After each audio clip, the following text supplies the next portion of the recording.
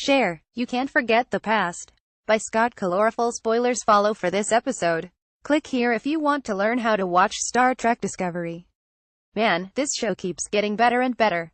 Right off the bat in this latest episode, we get 3 WTF moments in the cold open. Alone Burnham name drops not just the Constitution-class starships but the most famous one, the Enterprise. Lorca and Tyler Play shoot 'em up on a holodeck and Sarek is almost killed by a fellow Vulcan who turns out to be a logic extremist on a suicide mission. Of course, those 3 tidbits also do a good job of summing up what some folks loved, some hate, and some love and hate about this show.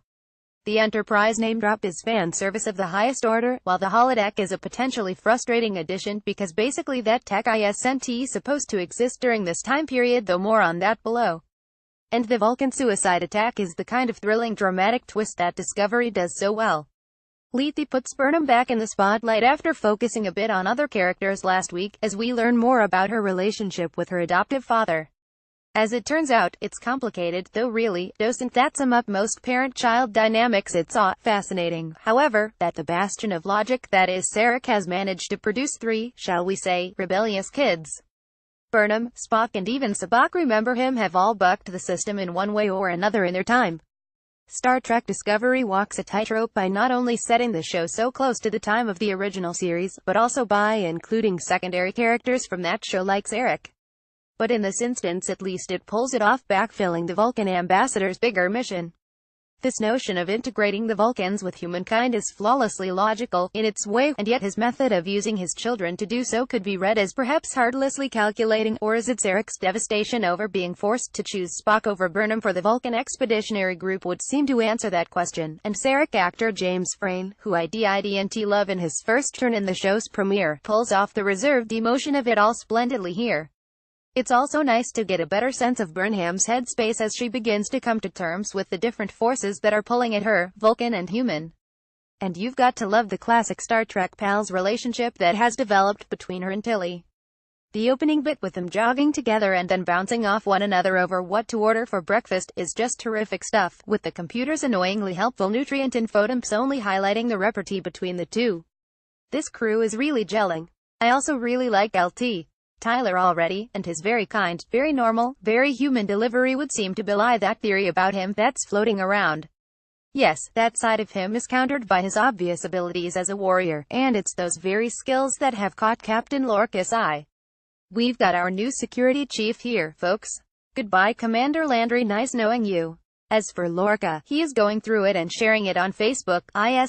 Jane Brooks. Admiral Cornwell has turned into a supporting player herself and one of the more interesting Starfleet muckaty-mucks we've ever met.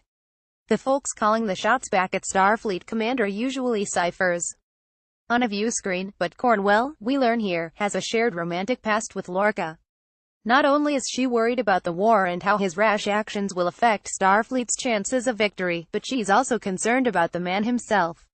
And she's a shrink as Lorca playing her when he pops that bottle open and they take off the comm badges. It's hard to say, but his PTSD freakout as he puts a phaser in her face in the middle of the night was legit. The fact that his recent actions have Starfleet concerned also shores up the standard idea of what we know about Star Trek and its officers in general, while giving Lorca an unpredictable edge that is interesting and hard to resist as a viewer.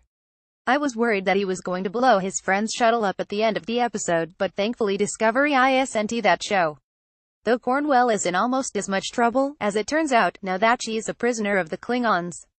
And let's not forget, it was Lorca who suggested she take on that mission. Questions and notes from the Q Continuum. Lethe, according to Merriam-Webster, is a river in Hades whose waters cause drinkers to forget their past. Makes sense. Where can I get a disco shirt? Computer, add salsa. Speaking of which, notice how the food replicator is similar to the one from Kirk's era with the little door that slides open, and all Stamets and his mirror image took a backseat this week, though we saw enough of him to hear the former grump use the word groovy and to act pretty groovy too. Something has definitely changed about him.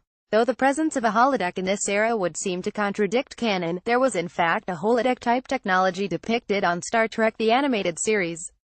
That show, which tells the continuing adventures of Kirk's crew, and its place in canon is disputed, however. Joe Menosky, a veteran from The Next Generation, DS9 and Voyager era, co-wrote this episode. So Burnham was dead for 3 minutes when she was attacked at the Vulcan Science Academy, and it was the logic extremists who staged that attack. That means we still don't really know what happened to her parents and how she wound up with Sarek and Amanda in the first place. And yes, Spock's mom Amanda makes her Discovery debut here, played by Mia Kirshner. It's worth noting that both the Klingons and the logic extremists are essentially concerned about the same thing: racial purity.